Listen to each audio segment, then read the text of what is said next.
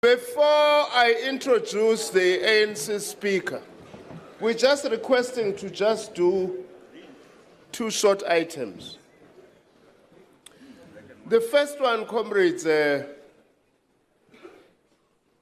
are noticing the roof, the colors of the roof.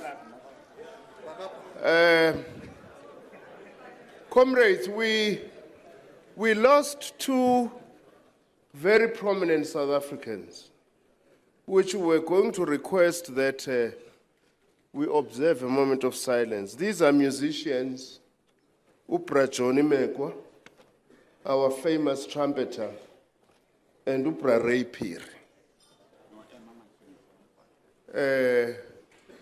Sesithike kodwa asi-ede nokuthi at the same time sihanjelwe uComrade uEmma Mashinini. We think that it's important for this Congress to do so. These are very important South Africans who made a contribution, and for the working class. Can we all rise to observe a moment of silence?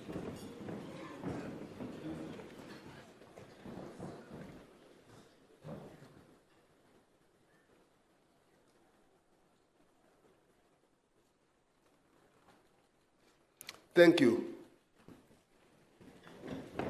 Thank you. The second task that I've been asked to do is to give an award to a very humble comrade who has played such an important role in the life of the South African Communist Party.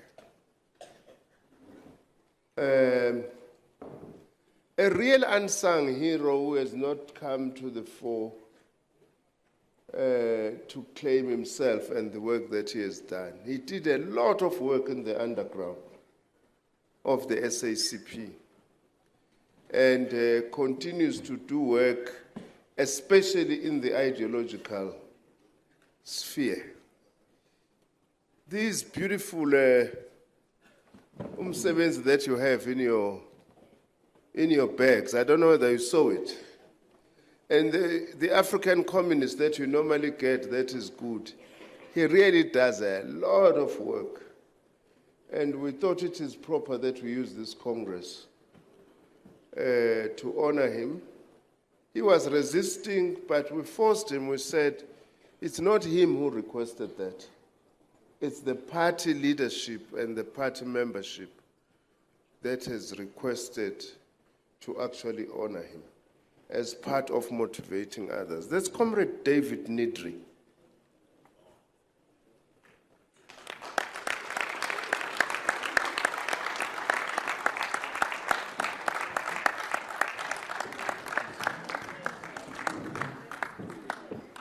Now, of course, this is the Moses Kotane Award for distinguished service to the South African Communist Party. You want to say a few words? I'm not a public speaker, so bear with me. I think there's a number of people who should be sharing this. There's Mark Wallace sitting down there trying to hide. There's Tony Sutton in Canada, who helps us from 6,000 kilometers away. And then there's the young comrades in Alex's department, people like Hlengiwe, Mpo, and others, who are who work very hard and very often unrecognized. And I think they all deserve a recognition, because the party's media is vital. And I just want to mention a couple of others. There's a young man, a young comrade from the Northern Cape called O.J. Fourie, who 5 years ago decided, he's not here today, but 5 years ago decided the province needed its own party voice. And with no experience and no knowledge, simply started it. And today it is a regular monthly publication called Voice of the Proletariat. It's a very powerful signal in that province. And last week, I also want to just add that last week, for the first time, I saw something called Red Ink, which is an initiative by the comrades in the Eastern Cape to start their own media. And it's a really great sign of the growth and determination of the party for its voice to reach beyond its membership into the millions of working class people who need assurance that this country is not going to stop the march towards a radical NDR or towards socialism. Beyond that, I think, thank you very much.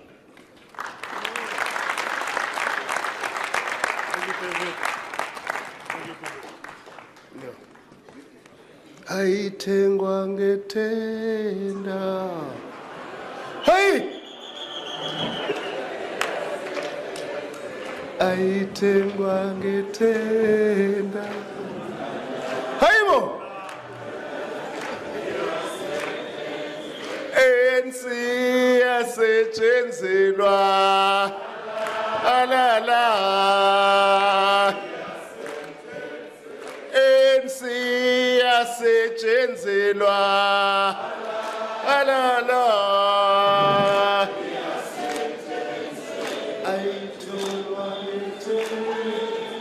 Hey! Yo!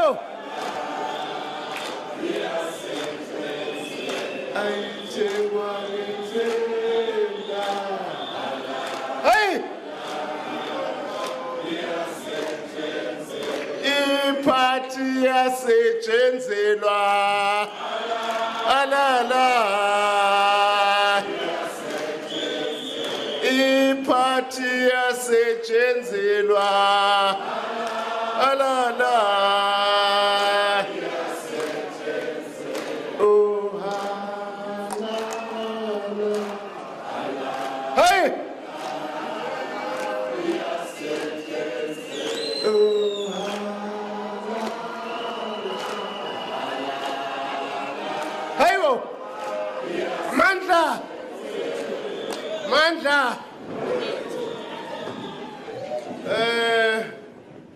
Comrades, this is an opportunity now to introduce the Speaker of the ANC. And I promised him, because he doesn't like these long introductions, that I'm not going to do so.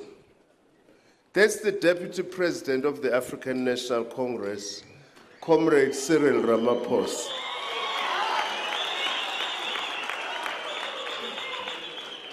I'm not going to be long, but we do need to remind especially younger comrades that Comrade Cyril was the founding General Secretary of the National Union of Mine Workers in NUM.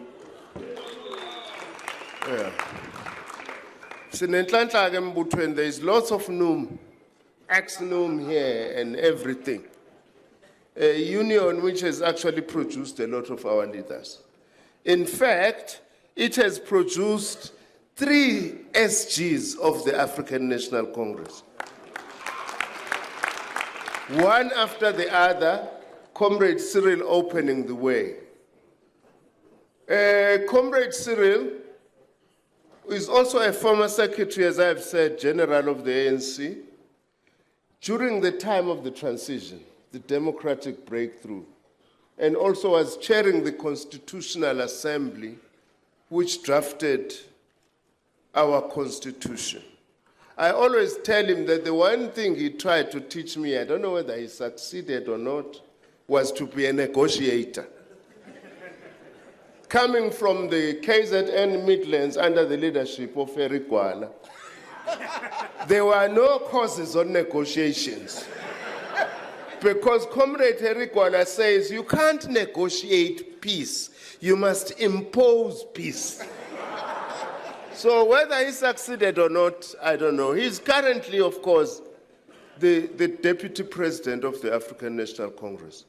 Comrade Cyril, I'm really very happy to call you to address this gathering of your allied formation, the South African Communist Party.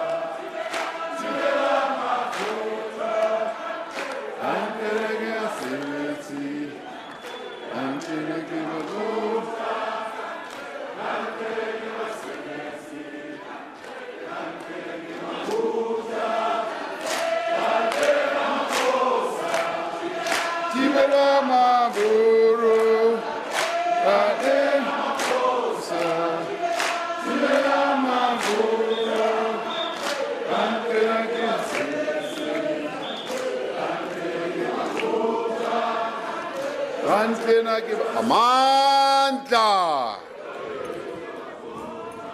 Amandla! Viva South African Communist Party, viva! Viva SACP, viva! Viva ANC, viva! Viva COSATU, viva! Viva Sanko, viva! Long live the spirit of Joe Slovo, long live!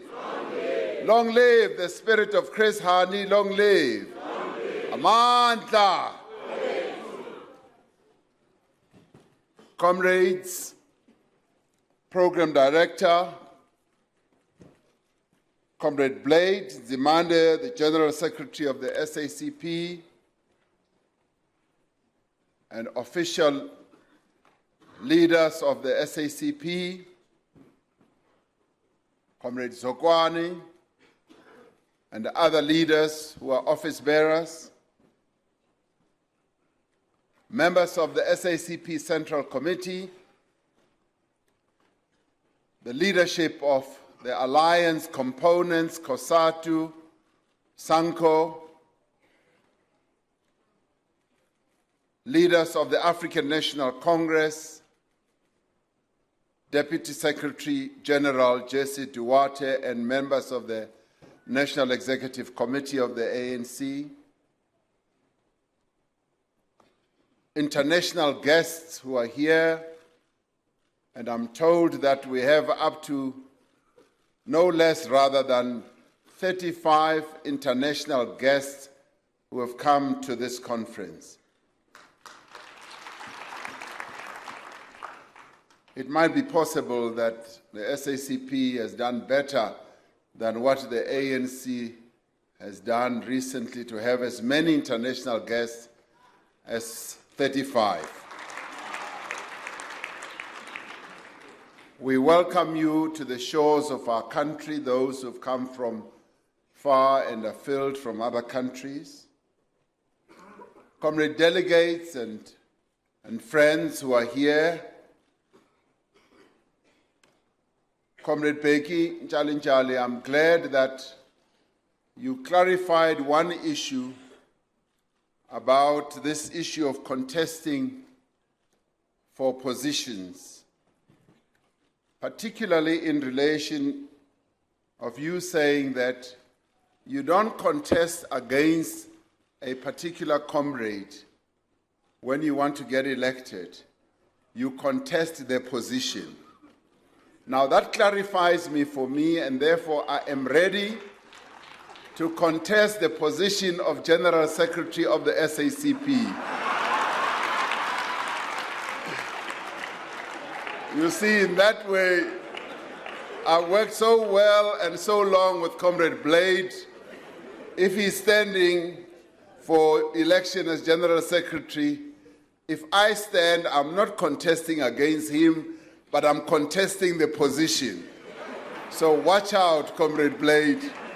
I may just get nominated by a few regions here or provinces, so sizawuhlangana ebhalotini mina nawe ke.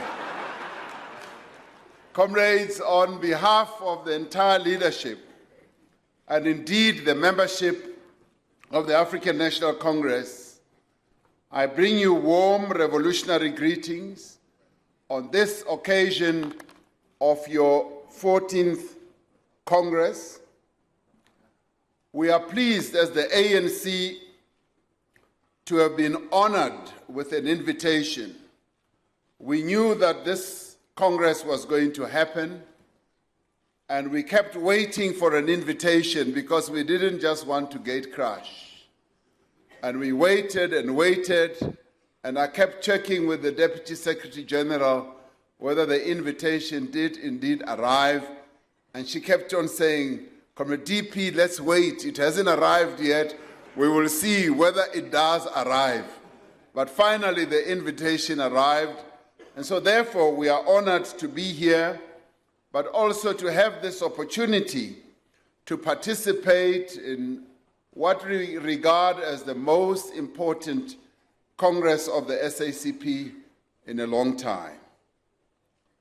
Comrade Begi, you may well be complaining that at your Central Committee meeting, there were only 4 or so delegates or representatives from the ANC. But you know, when I checked at the policy conference, there were tens and tens and tens of representatives from COSATU at ours. So you were very well welcomed. And we were very happy that COSATU was at the ANC policy conference. So take heart from that. We love you so much, and we bring so many of you to come and attend. Comrades, your Congress is taking place at a critical moment for our country, and indeed for the future of the people of our country. There is, we must admit, a lot of restlessness in our country as many of our people are pondering and asking themselves, how are we going to address the many challenges that face us as a country and as a people in relation to our politics, in relation to how we manage the economy of our country, particularly when we are now in a recession. They are also pondering and wondering, how are we going to address this whole question of the downgrading status that has been imposed on us? Our people are also wondering, how are we going to curb what they see as rampant corruption? And more importantly, they keep asking themselves, what are we going to do to address the issue of creating jobs and ridding our country of the scourge of inequality and poverty? These are matters that our people are concerned about. And these are matters that affect their lives on an ongoing basis. And it is in this context that your deliberations at this Congress, as well as the decisions and the programs that you are going to adopt, will have far-reaching implications for the direction as well as the character of the struggle for our national democratic society. So as you gather here, I'd like to say that be aware that you are involved in probably the most important endeavor as a Congress to address all these issues that now confront our country. And given this context, one of the key tasks of your Congress must be the recognition of the need to weave together the revolutionary, democratic, socialist, and trade union strands of the broad liberation movement into a tight alliance of formations that have a common approach towards the national democratic revolution and its objectives. This Congress must tie all these formations together into a very strong strand that is going to continue to achieve the objectives of the NDR. For as long as we remember, there are people outside our movement who have sought to define the relationship between the ANC and the SACP. 23 years ago, in October 1992, one apartheid minister, Minister of Justice Kobi Kutsie, said that the ANC would be well advised and well served to sever, in other words, to cut its links with the Communist Party, and especially one Chris Hani. That is what Kobi Kutsie said in 1992. Mpho Hani, ke a o dumedisa, ke o bone o mona, ke o dumedisa ka pelo e tshweu. A few months later, Chris Hani lay dead in a pool of blood in his driveway. By killing him, they thought that they would divide us. They thought that they would weaken us and possibly even destroy this relationship between the SACP and the ANC. But his death only served to bring us closer together and strengthen our resolve.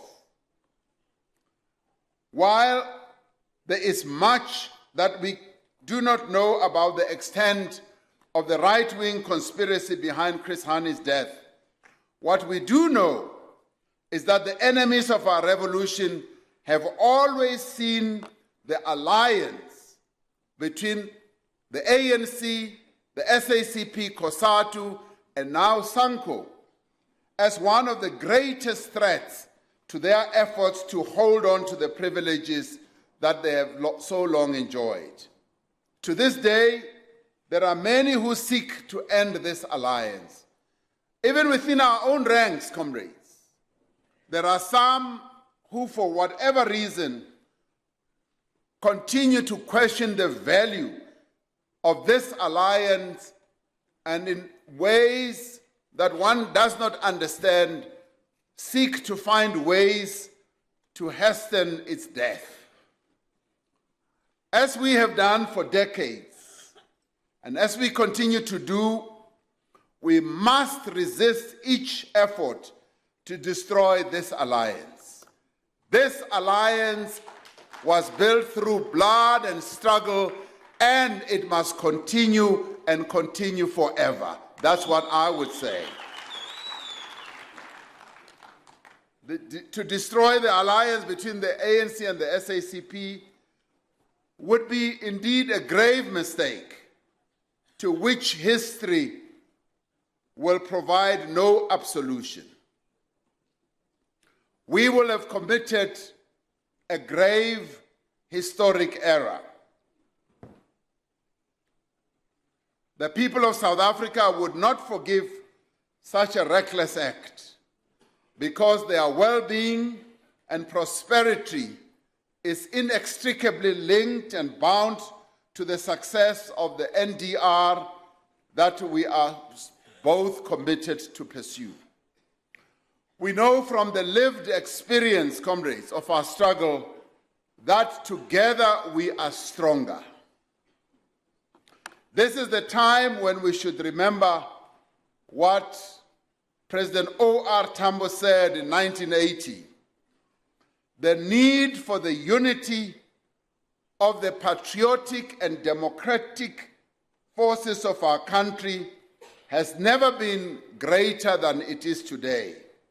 Our unity has to be based on honesty, he said, amongst ourselves, the courage to face reality, adherence to what has been agreed upon, and to principle. That is what Comrade O.R. Tambo said in 1980. And may I say, this remains very true even for this current moment, particularly when we are facing the type of challenges that we are facing. Your Congress is taking place when our movement, admittedly, is at its weakest. Our alliance is under great strain, and speaker after speaker, even yesterday with the General Secretary's report, we got a glimpse of how much strain that we are under. Comrade Begi as well said the same thing. Comrade Skhumbuzo said the same thing. At no other point in the history of our movement has factionalism and division been so brazen, so pronounced, and so confident. There is an African proverb that goes, "When brothers fight to the death, a stranger inherits the home." Today, our home is plagued by divisions. We all know too well some of the causes of these ructions within our house. We know them very well. The diagnostic report, comrades, that was tabled by the Secretary General of the ANC, Comrade Gwede Mantashe, at the ANC Policy Conference, together with other discussion documents on strategy and tactics and organizational renewal, describe how our structures and programs have been undermined by competition for resources, corruption, and the capture of the state institutions by families, individuals, and companies. This was clearly explored and articulated in that diagnostic report, and many of us participated in the debates thereof. Even as delegates gathered to deliberate on these issues, more and more information was emerging about the extent to which our state-owned enterprises have been looted, how individuals in positions of responsibility have benefited from actions that at best can be described as being unethical, but at worst as being criminal. There is no single day, as we will all have observed as we read newspapers, that passes that we do not gain greater insight into a network of illicit relationships, of illicit contracts, deals, and appointments that are designed to benefit just one family and their associates. Yesterday, I was pained when I read a statement from a religious organization that was calling for action against what they see happening in the body politic of our country. And they said in their statement, this pained me, the Gupta email leaks paint a grim picture, they said. Billions of taxpayer money have been siphoned into Gupta-owned businesses without any benefit to the South African economy. State-owned enterprises like Eskom, SAA, SABC, PRASA, and so on are all hemorrhaging billions as a result of endemic corruption, gross incompetence, and maladministration. They continue, the Justice Department is also paralyzed. The NPA, the Hawks, and the SAPS are in disarray with several corruption investigations underway to determine leadership fitness. The full extent, they say, of government corruption is not known. This religious organization says. But we do know But what we do know is frightening enough. Corruption, fraud, racketeering, and the brazen theft of public funds are so widespread that barely a week passes without a new story emerging that exposes public sector corruption.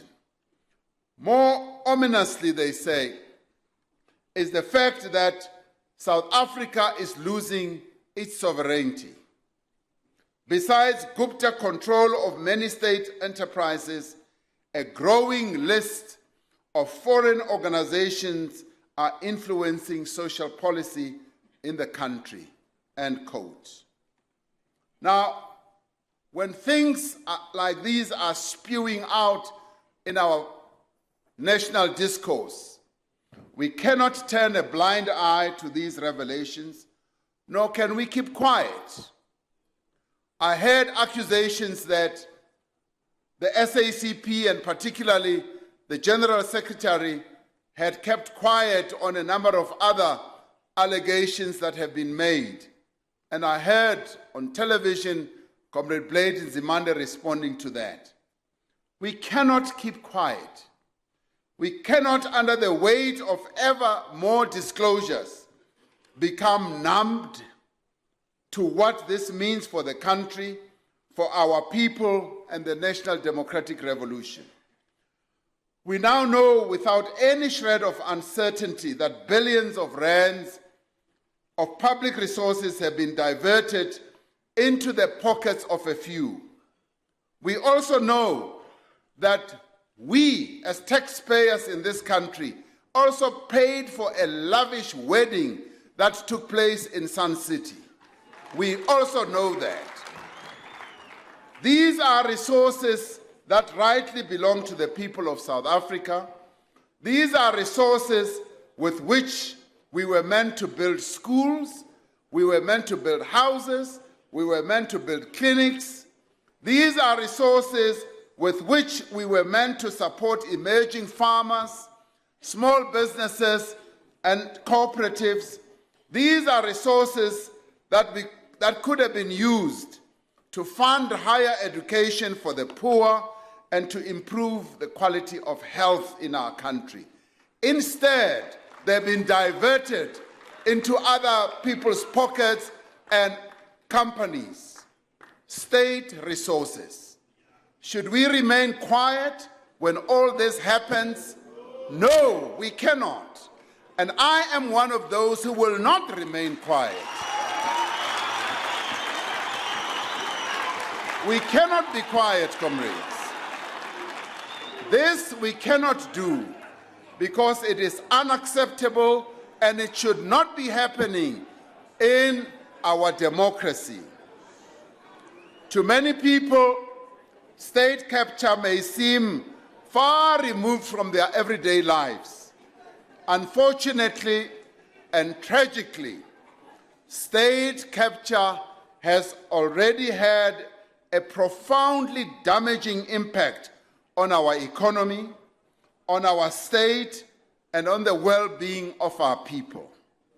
We need to act now to prevent any further damage. Now, what we need to do is that this judicial inquiry, which, by the way, those who criticize the SACP and who criticize Comrade Blade for saying nothing, he was amongst the first to call for a judicial inquiry. And we are now saying this judicial independent inquiry must be appointed without any further delay. The house is burning. Let us appoint this judicial inquiry.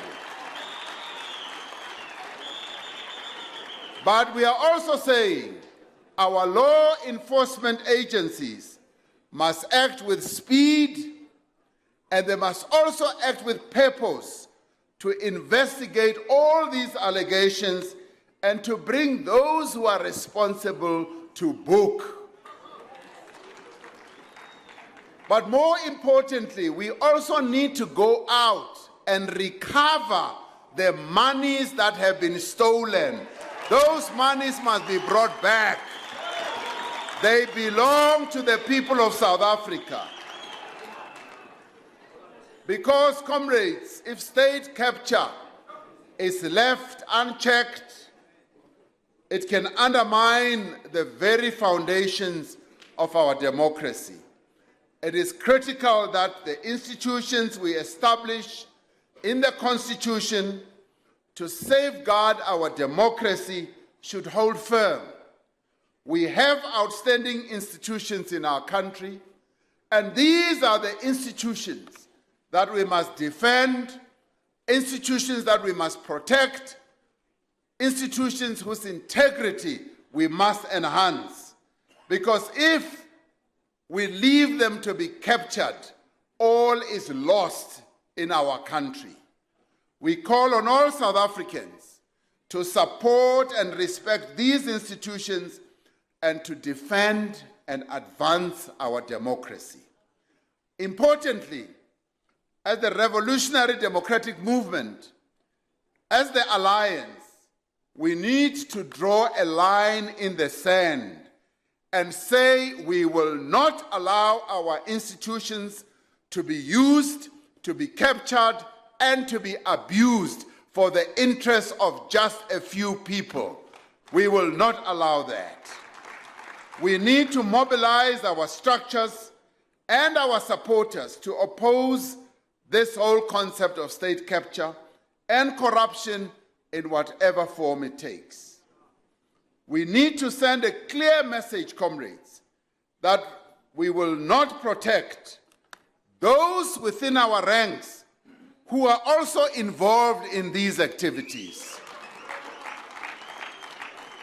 And we will not tolerate those who use our structures to defend these interests and misappropriate revolutionary slogans as a shield against critical scrutiny. It is a matter of great concern that a public relations company, comrades, from outside of our country was able to so effectively poison the political discourse in our country, in our movement, to advance their own clients' narrow interests.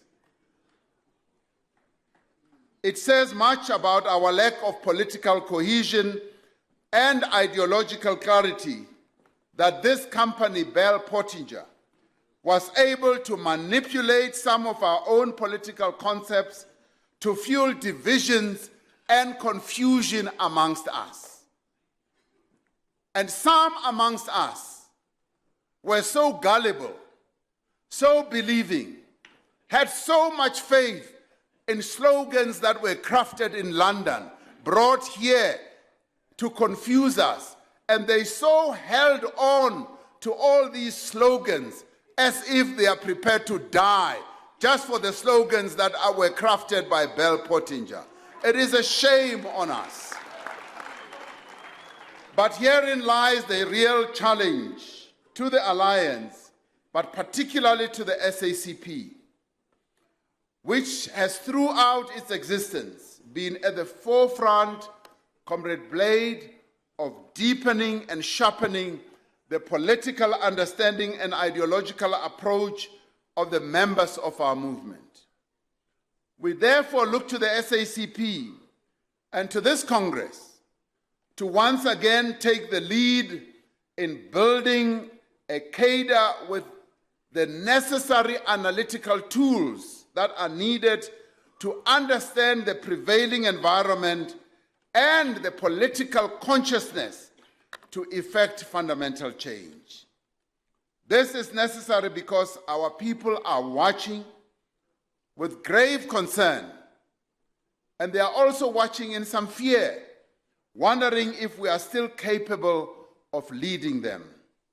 They hear in our language, in our ideas, a hankering after our past victories, yet they long most and they are most concerned about the future.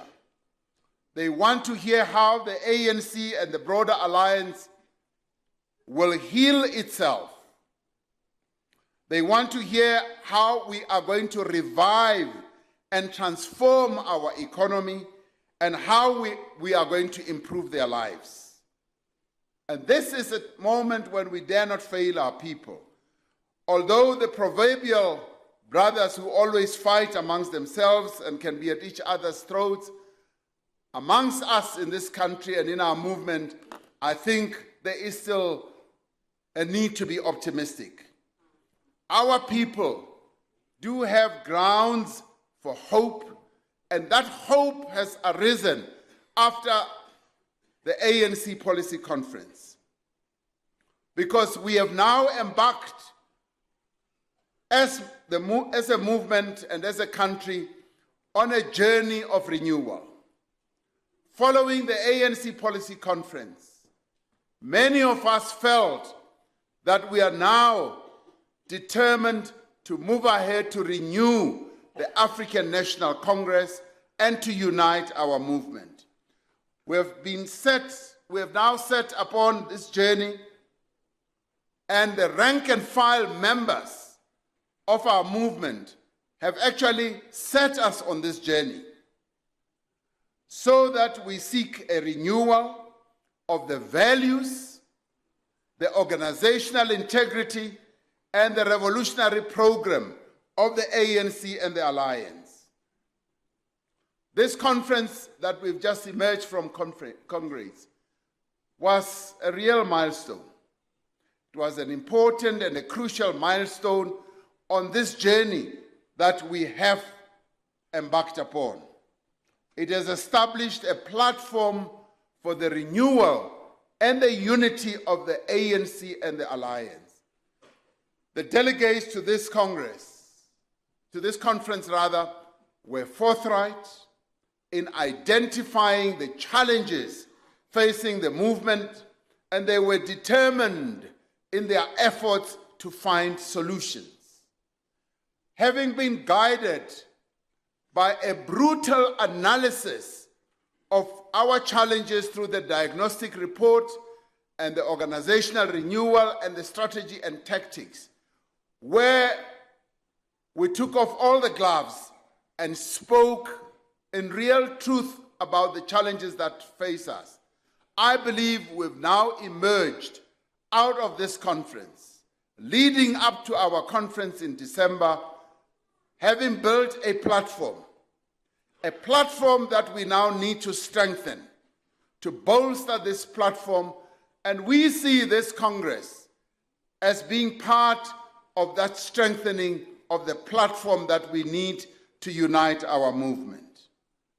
This Congress, therefore, provides an important opportunity to build on that platform. It provides an opportunity for the Communist Party to provide leadership in determining a program to build and to unite the Alliance. Out of this Congress, we do not expect decisions, resolutions that are going to weaken the Alliance. We expect, on the contrary, decisions that are going to strengthen and build and unite the Alliance. Now, this process clearly, comrades, must be based on shared values and a common strategic objective. It should not be based on anger. It should not be based on being short-termists, where we look only at the short term. It should be based on looking at the long term. But as we do this, we must also look at what we have achieved. What we have achieved is phenomenal. We have achieved a great deal that has advantaged our people in many ways. But what we also know is that there is still a long way to go. And this is the moment when friends do not part. This is the moment when friends unite to move forward with greater strength. This is the moment when we do not weaken ourselves. Yes, there may be amongst us within the ranks of this Congress, where we are saying the SACP must now sue for state power. I know that.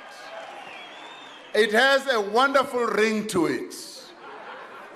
It has a wonderful ring that, yes, one day when we go to the union buildings, we must find all red flags at the union buildings with the SACP in power.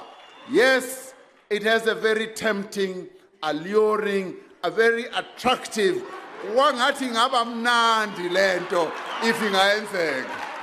I know that.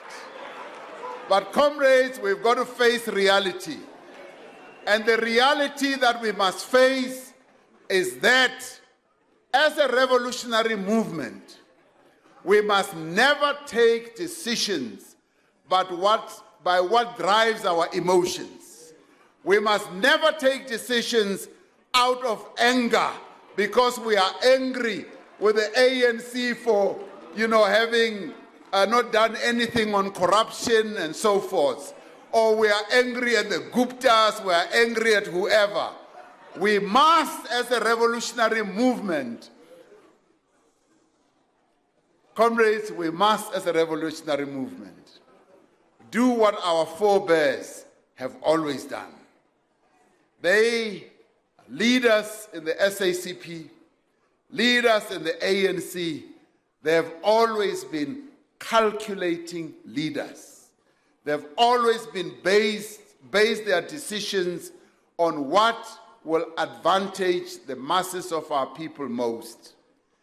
Now, as you ponder at this conference, and as you look at this motion of whether the SACP should go off on its own and contest elections to go and sue for state power, I would want you to pause before you sign on that resolution.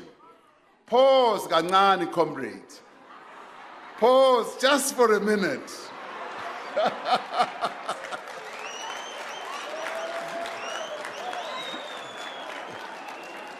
You can see, I am reading your mind. I know where you want to go. But I'm saying pause for a minute and ask yourself, are we better off united or divided? Is what O.R. Tambo said still holding true or not? Are we better as one strand, or are we better off as two strands? ANC on one side contesting elections and the SACP on one side contesting elections. You may even delude yourself. We will be in a coalition. When we get there, the cupboard is empty. So, comrades, let us think about this.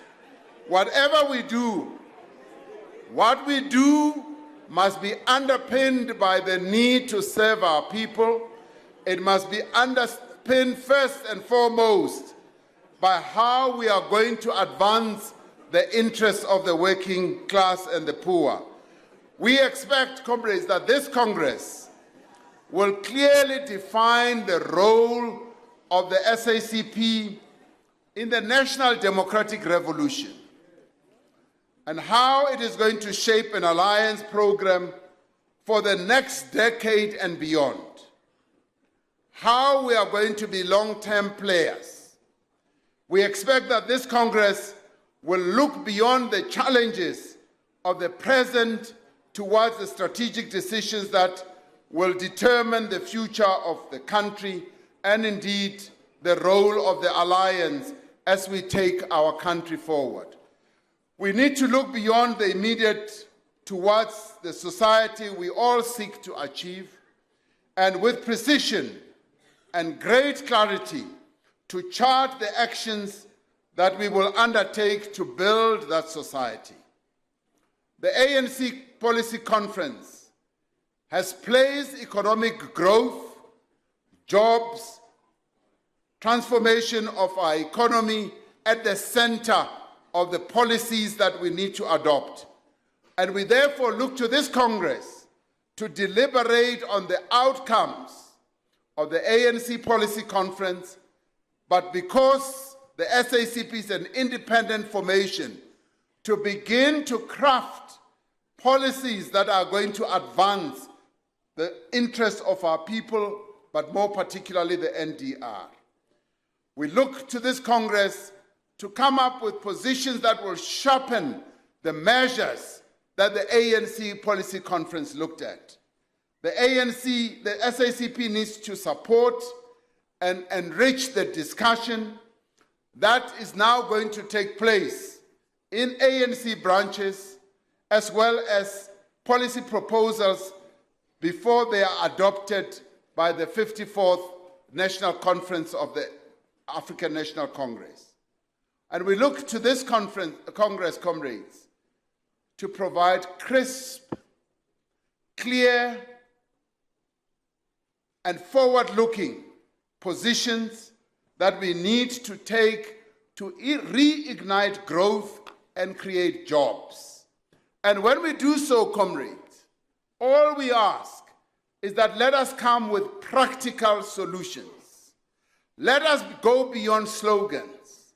Let us just go beyond just merely giving lip service to the issue of job creation.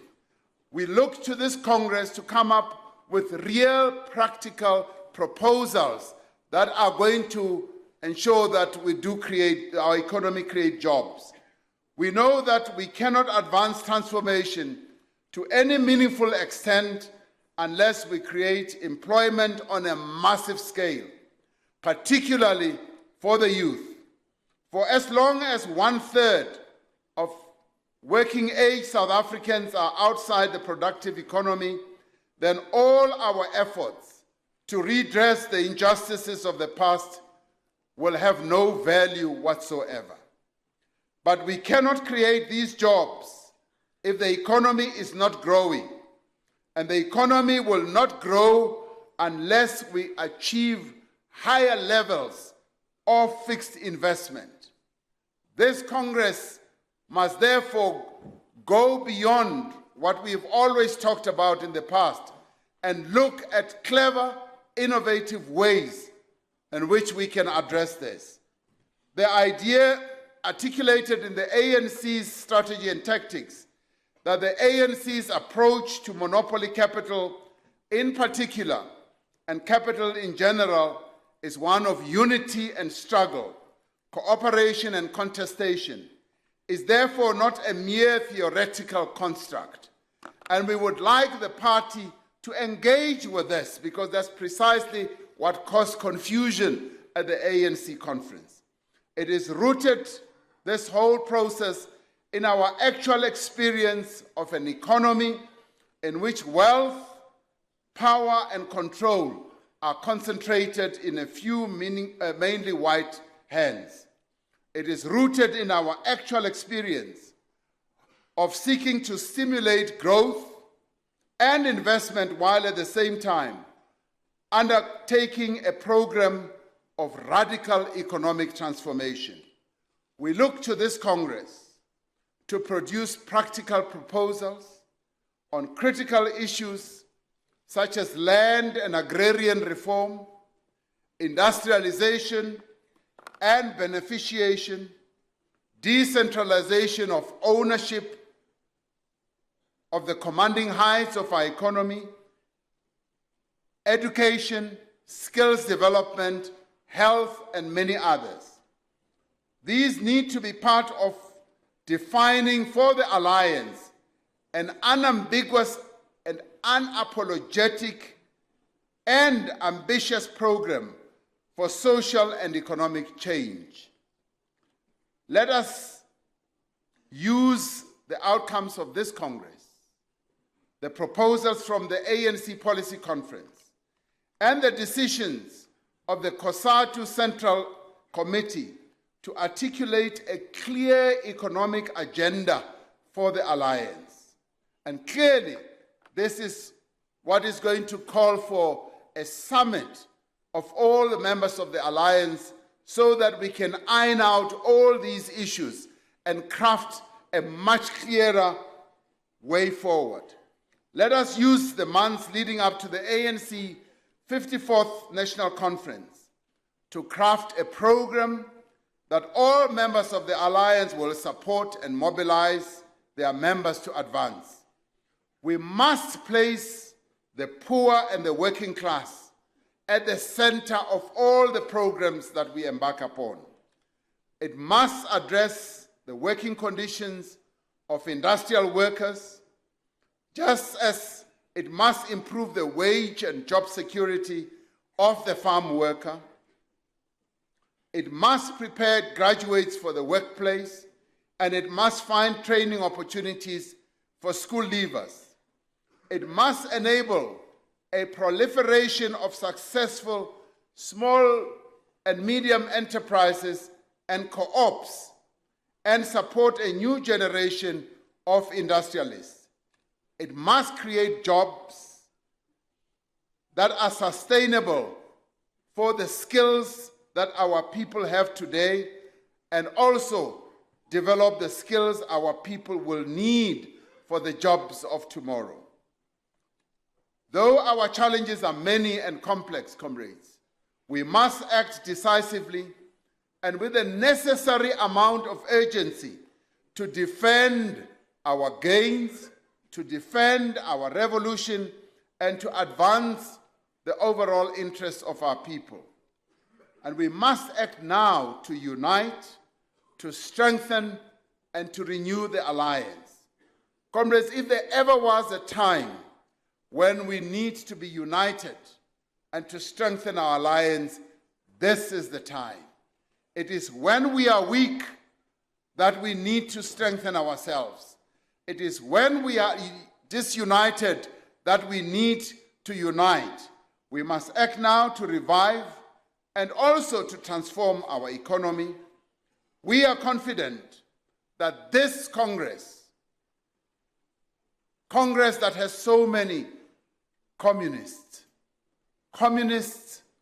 who are armed with analytical tools, communists who have always been disciplined, communists who have always been driven by a commitment to advance the interests of the working class. When we are armed at this Congress with comrades who are determined to ensure that we rid our alliance of all these challenges that we face, with this type of strength that we have in this Congress, we cannot but come up with the best decisions that are going to take this country forward. It is this Congress that is meant to provide leadership. It is this Congress that is meant to provide clarity on a number of issues without putting pressure on all of you comrades who are seated here as delegates and as the leadership, whether incoming or outgoing. I have to say to you, you have a heavy burden on your shoulders. The country is looking forward to the SACP, who've always been armed with greater clarity and wisdom. We look forward to you to come up with solutions that are going to take South Africa forward. Initially, I said, our country, there is a lot of restlessness in our country. Our people are asking themselves a lot of questions, and I alluded to some of them and what needs to be done to address some of those challenges. But in the end, we need to find solutions, and the SACP is well placed to come up with good solutions, to propose what will move this country forward. And today, you have this opportunity. Each one of you coming from the four corners of our country, representing the aspirations of our people. You are the ones that the country is looking forward to. Do not fail our people. Come up with the solutions that they need. Amandla! Viva ANC, viva! Viva SACP, viva! Forward with SACP, forward! Amandla! Ngiyabonga.